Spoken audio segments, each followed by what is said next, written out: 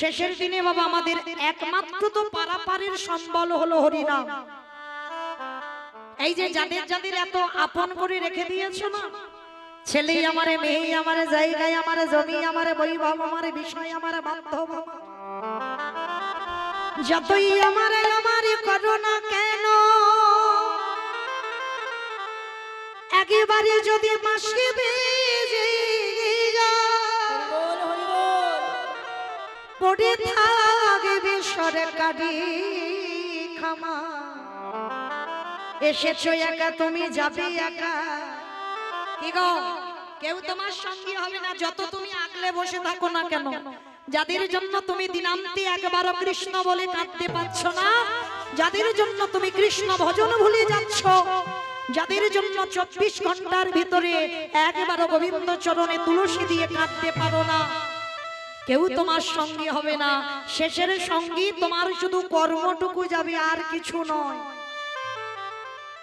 এই যে জীবনে প্রথম থেকে এসেছো আর জীবনের শেষ পর্যন্ত কতবার সাধুগুরু বৈষ্ণবের চরণ আশ্রয় করেছো, কতবার তীর্থে গেছো, কতবার পিতামাতার চরণে দণ্ডবাদ প্রণাম করেছো, কতবার হরিবাসরে বসেছো, কতবার ভাগবত আসরে বসেছো, কতবার একাদশী করেছো। নিতাই গৌর হরি বল। এগুলো ছাড়া তোমার সঙ্গী আর কিছু হবে না।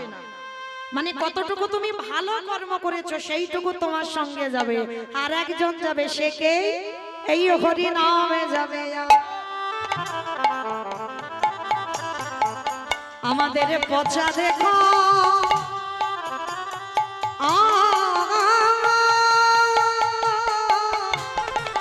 যা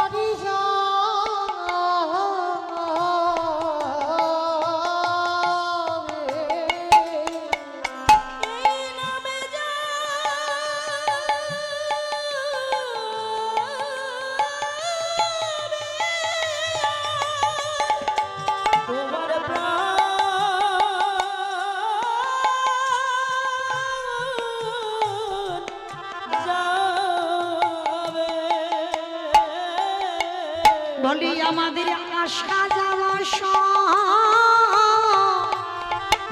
ও গো সারি হলো তোমার নামে যাবে,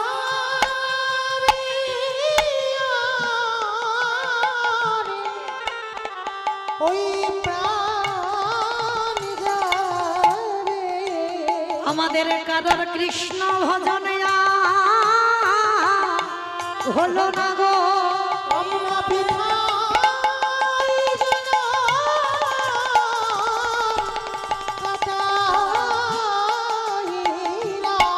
কৃষ্ণ ভজিব বলি এই ধরাই না, কৃষ্ণ ভজন হলো না। আমরা কৃষ্ণ ভজিব বলি এই ধরাই না,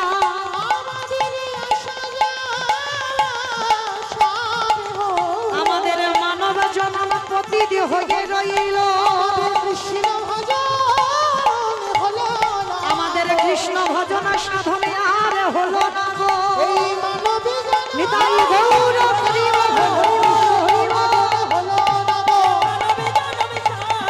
কৃষ্ণ ভজন হলো না গো, সেদিন নামে যাবে এই পথা দেহ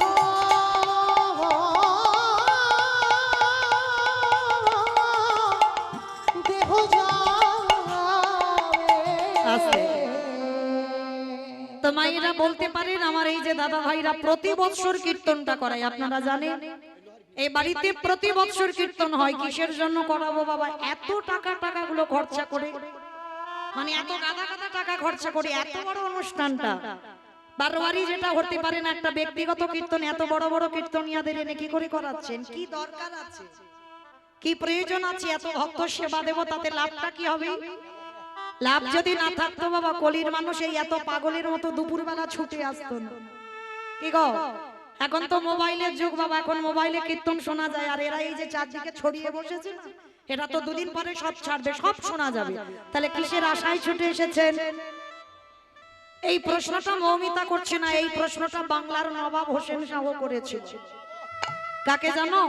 দবির খাসার সাকার মল্লিককে। মানে একজন হচ্ছে রূপ গোস্বামী, একজন সনাতন গোস্বামী। মুসলমানের ঘরে কাজ করলো বলে নাম বদলে দিতে হয়েছিল। রূপ আর সনাতন হলে হবে না, একজন হলো দবির খাস, একজন হলো সাকার মল্লিক। তো এদের দুই ভাইকে প্রশ্ন করেছিল, আচ্ছা বলো তো, নবাব প্রশ্ন করছে, আজকে আমি তোমাদের বেতন দিতে পাচ্ছি, মানে মাইনে দিতে পাচ্ছি, তোমরা দুই ভাই আমার কাজ করছো বা আমার কথা শুনছো, কিন্তু আমার মাথায় আসে না ওই যে নবদ্বীপের মাটিতে ছেলেটার বাড়ি, আজানো লম্বিত যার ভুজ, চাচর কেশর কেশ, যখন হরিনাম করতে করতে সকালবেলা ব্রাহ্ম মুহূর্তে উঠে চলে যায়, হাজার হাজার ভক্ত, লাখ লাখ ভক্ত, কোটি কোটি ভক্ত বিনা পয়সায়, মানে বিনা বেতনে ওই নিমাইয়ের পিছনে পিছনে ছুটে যায়।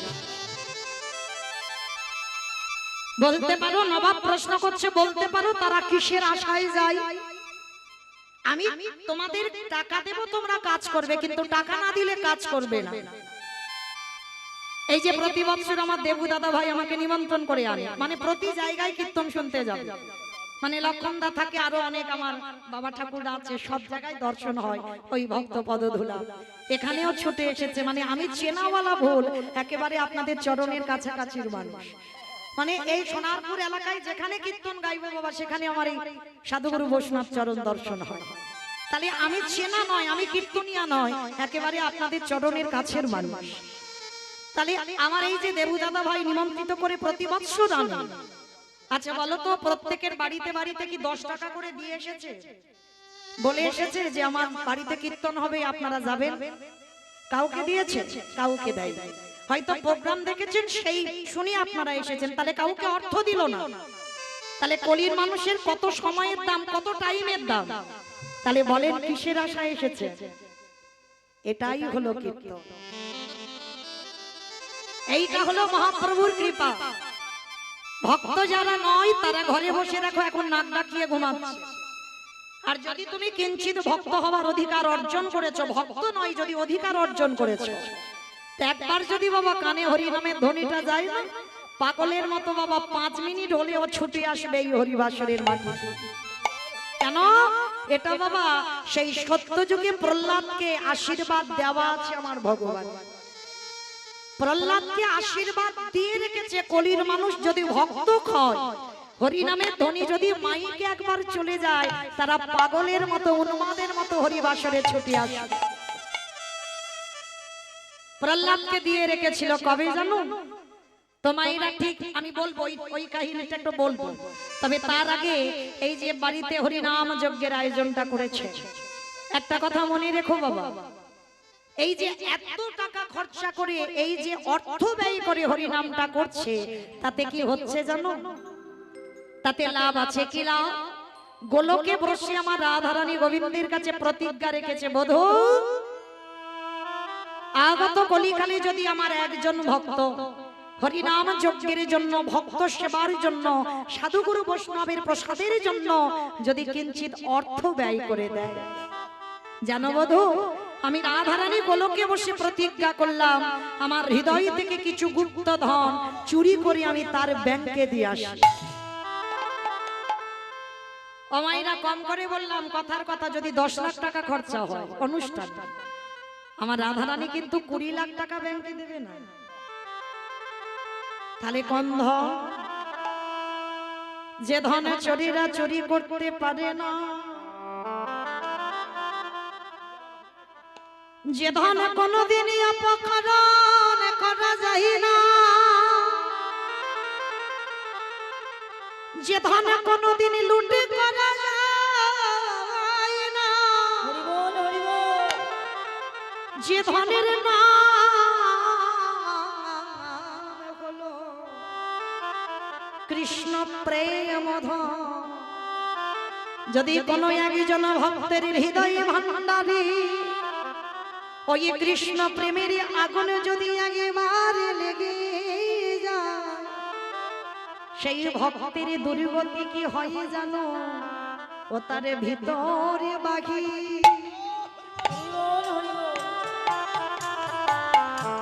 ও বাহিরে আলো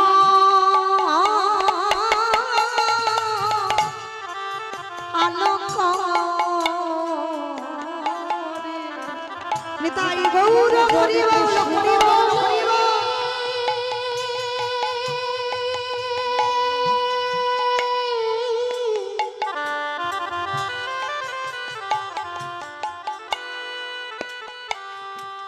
যে জন কৃষ্ণ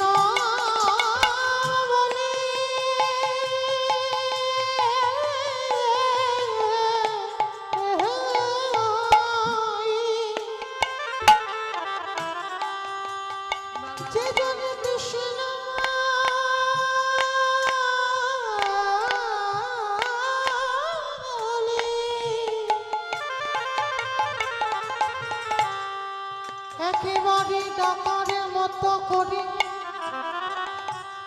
তারে ডাকিতে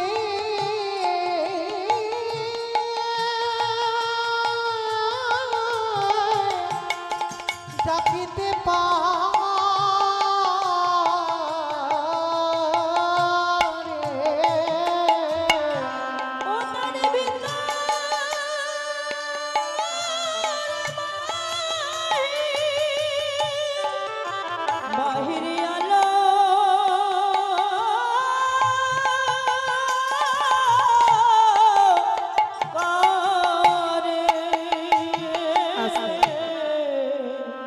আমার ভগবান বড় করুণাময় গো, ভগবান বড় কৃপাময়।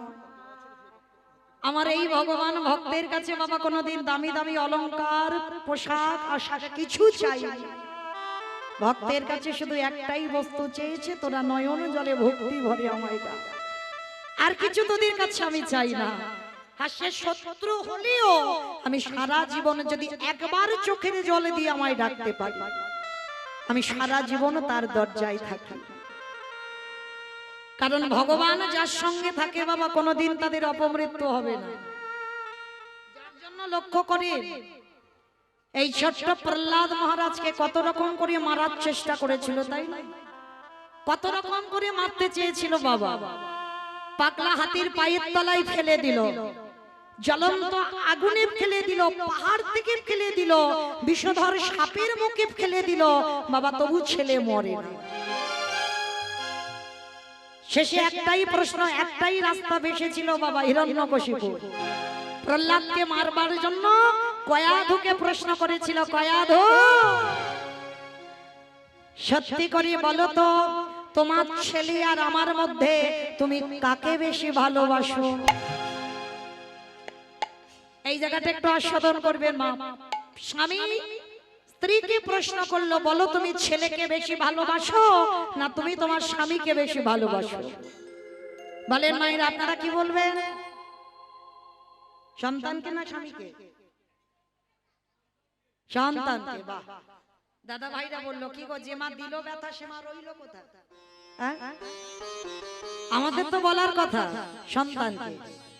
এখানে যতগুলো মা আছে বেশিরভাগ মা বলবো সন্তানকে ভালোবাসে, কমজন বলবো স্বামী ভালোবাসে। কিন্তু কয়াধু মা এক বাক্যে বলেছিল, আমি আমার সন্তানকে নয়, আমি আমার স্বামীকে ভালোবাসি।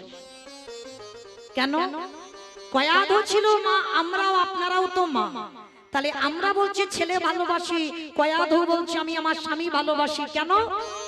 তার একটাই কারণ, কারণ কয়াধু মা জেনে গেল যে ছেলেকে পাহাড় থেকে ফেলে দেয় সে ছেলে মরে না, যে ছেলেকে জ্বলন্ত আগুনে পুড়িয়ে দিতে চাইলো ছেলে মরলো না, বিষধর সাপের মুখে ঠেলে দিল ছেলে মরলো না। তাহলে আমার ছেলের সঙ্গে কেউ নেই, কিন্তু আমার ছেলের সঙ্গে তো ওর হরিবন্ধু আছে।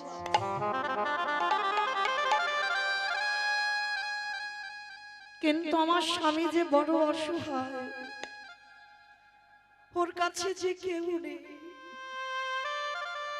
তাই আমি আমার সন্তানের নয়, স্বামী আমি তোমায় ভালোবাসি। বাহ বাহ কয়া তো বাহ, তাহলে তুমি আমায় এত ভালোবাসো তোমার ছেলের থেকেও বেশি? বলে হ্যাঁ স্বামী, কারণ আমি মনে মনে জানি আমার ছেলেকে রক্ষা করবার মালিক আছে, কিন্তু তোমাকে রক্ষা করবার কেউ নেই, আমি থাকবো তোমার পাশে। বেশ, সেই দিন প্রহ্লাদকে মারবার জন্য কয়াধর হাতে একটা নাড়ু এনে বলেছিল, যাও এটা ছেলেকে খাইয়ে এসো। স্বামী একটু হরিনাম করেছিল বলে তুমি ছেলেটাকে 3 রাত 3 দিন খেতে দাওনি, ছেলেটাকে কারাগারে বন্দী করে রেখেছো, আর আজকের এতদিন 3 দিন হয়ে গেল তুমি আমার হাতে দিচ্ছ নাড়ু খাওয়াবো আমি। স্বামী কি করে বানিয়েছো? কে বানিয়েছে নাড়ুটা? বলে আমি বানিয়েছি। বলে কি দিয়ে বানিয়েছো? শোনো কয়াধর, তুমি যখন আমায় ভালোবাসো তাহলে আমার কথা তোমাকে শুনতে হবে। এই নাড়ুটা তৈরি করেছি, বাইরে আছে মাখন আর ভিতরে আছে কালকুট বিষ। চমকে উঠেছিল কয়াধর, অসম্ভব, আমি মা হয়ে হে জীবনে কোনোদিন এই বিষের নাড়ু আমি আমার সন্তানকে খাওয়াতে পারি না। এই তুমি বললে তুমি আমায় ভালোবাসো, আর একটু বিষের নাড়ু তুমি তোমার ছেলেকে খাওয়াতে পারবে না? যাও চলে যাও, তোমার ছেলেকে খাইয়ে এসো। বলুন মা হয়ে কি করবে? একদিকে স্বামী, একদিকে সন্তান। বিষের নাড়ুটা হাতে করে নিয়ে গেছে, যেখানে প্রহ্লাদ 3 রাত 3 দিন খাই। কে গো মায়েরা, একদিন কিছু না খেলে আমাদের কত কষ্ট।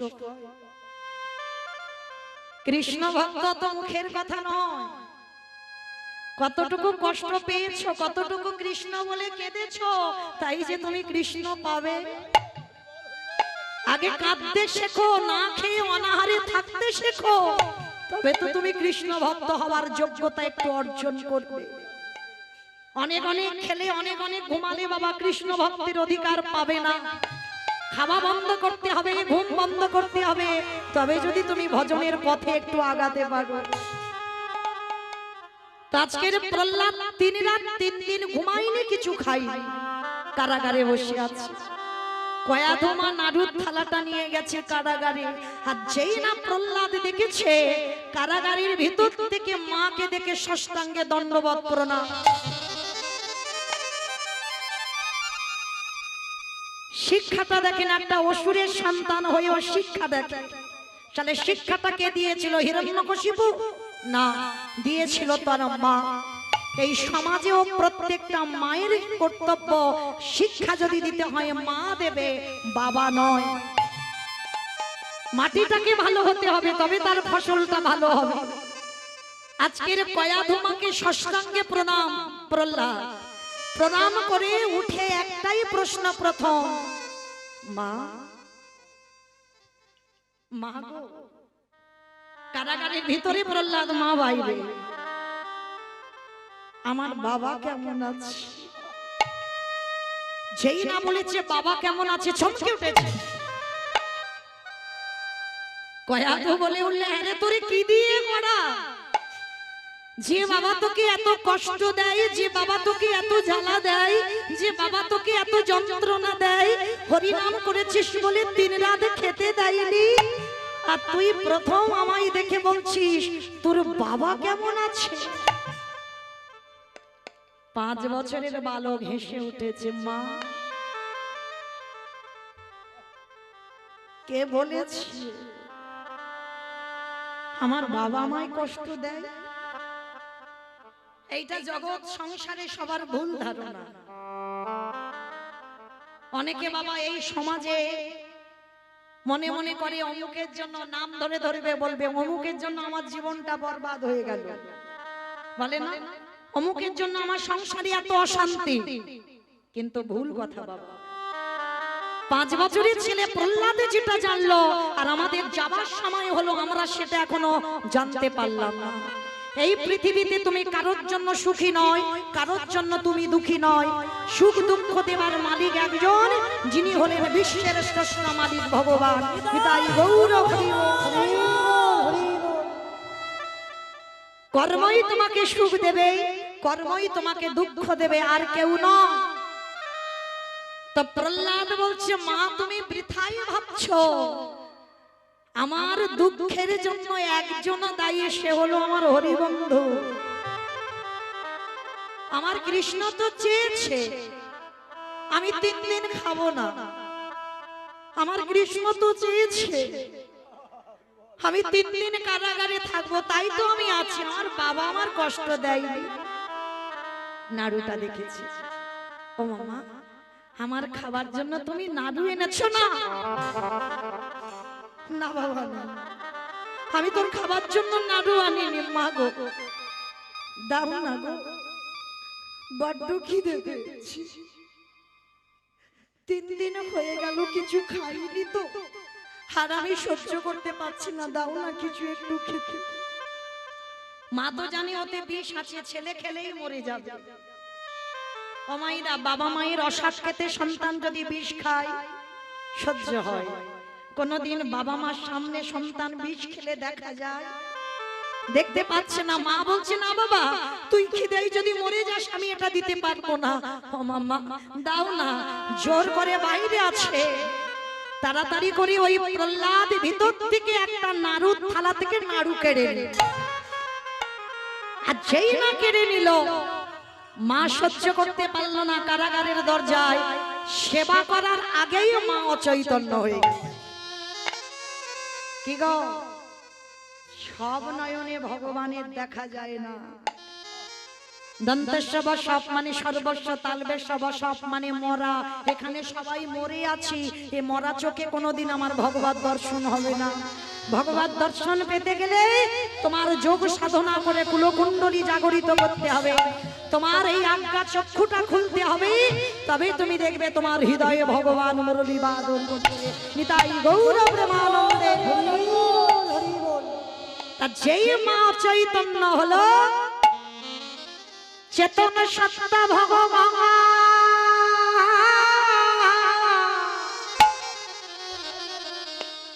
আরে কি মন্দিরে পাথর হয়ে থাকিতে পারে? ওই পাথর রূপে ত্যাগ করে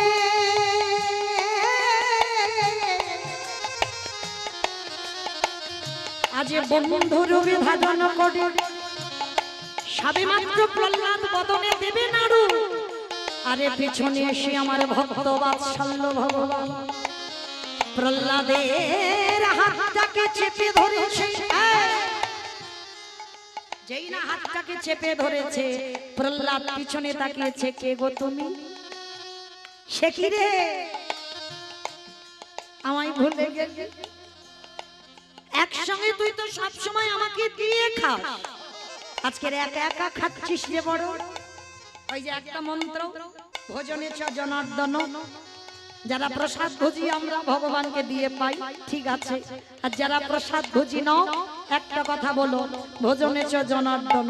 আর এটা বলা মানে আমার খাবার আগে আমার গোবিন্দের খাওয়া হয়ে গেল। তা আজকের প্রহ্লাদকে বলছে, কি রে তুই তো আমাকে দিয়ে খাস, আর আজকের একা একা খাচ্ছিস যে বড়, দে আমায়। যেই না বলেছে দে আমার, ভক্ত বাৎসল্য ভগবান আমার হাত পেতে বসে আছে।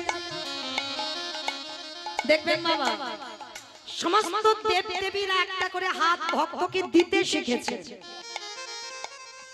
আর যারা আমার কৃষ্ণ ভজন করেন, যারা গোপাল ভজন করেন, দেখেছে শুধু নিতে শিখেছে। যে করে আমার তারে করি সর্বনাশ, তবু যদি না ছাড়ি আমার পা, তারে পার হই আমি তারে দাসানো দা। আমি যে ভক্ত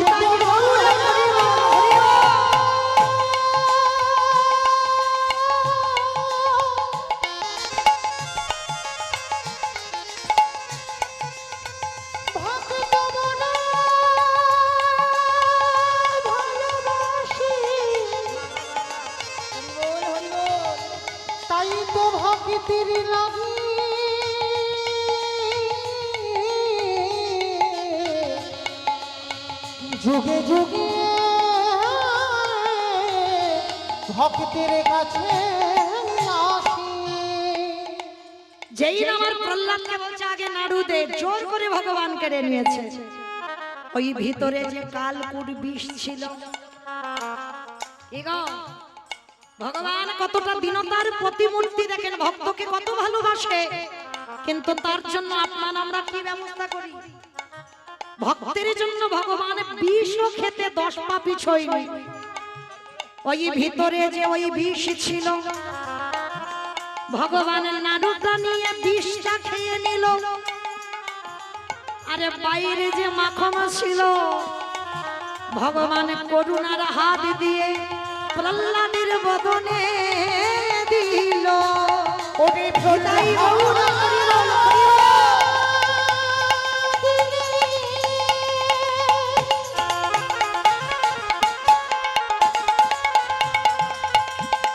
ওরে জগতে সবাই আমায় ভালোবাসে, কিন্তু তোর মতো